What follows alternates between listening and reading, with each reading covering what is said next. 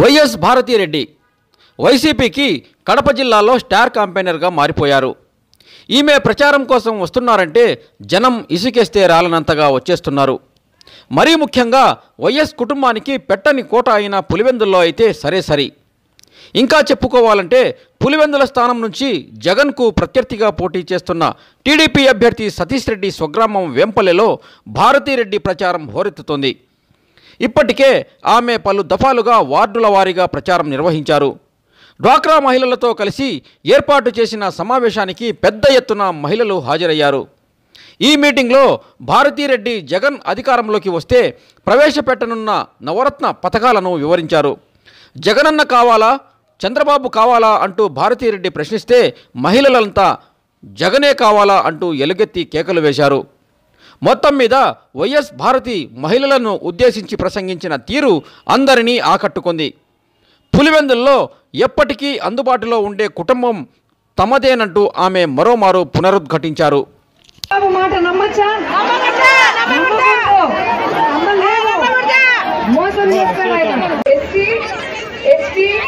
BC minority మహిళలందరికీ 4 దఫాలుగా 75,000 అంటే 4 సార్లుగా 75,000 మళ్ళా మనం కట్టాల్సిన పనిలో ఉచితంగా ఇస్తాడు.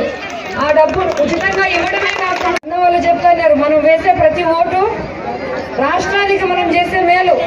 మన ఎమ్మెల్యే కోసం కాదు మనం చేసింది, రాష్ట్ర మంత్రుల్లో రావాల్సిన మార్పుకు మనం వేసే ఓటు మంది.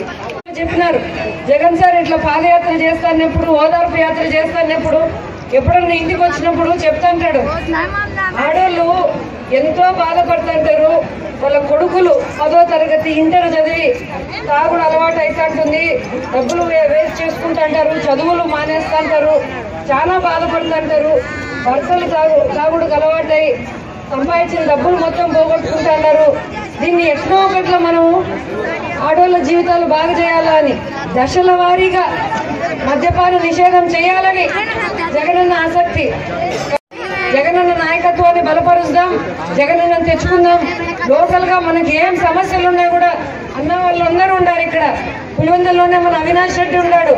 మీకేం వచ్చినా ఏం అవసరం వచ్చినా అందుబాటులో ఉండేటోళ్ళు వీళ్ళందరినీ ఏం అవసరం వచ్చినా కలిసండి. జగనన్న ముఖ్యమంత్రి అయితేనే మన పథకాలన్నింటినీ ప్రతి ఒక్కరూ తెచ్చుకోవాలని మిమ్మల్ని అందరినీ కోరుకుంటా ఫ్యాన్ గుర్తు ఓటేయమని, జగనన్నను అవినాష్ అన్నను గెలిపించమని మిమ్మల్ని అందరూ ప్రార్థిస్తున్నామా.